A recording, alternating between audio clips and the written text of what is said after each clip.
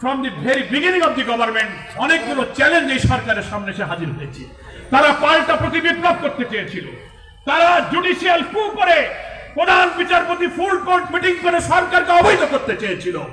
তরুণ ছাত্র সমাজ এবং জনগণ হাইকোর্ট ঘেরাও করে সেই দলবাজ বিচারপতিদের পদত্যাগ দাবি করতে বাধ্য করেছে।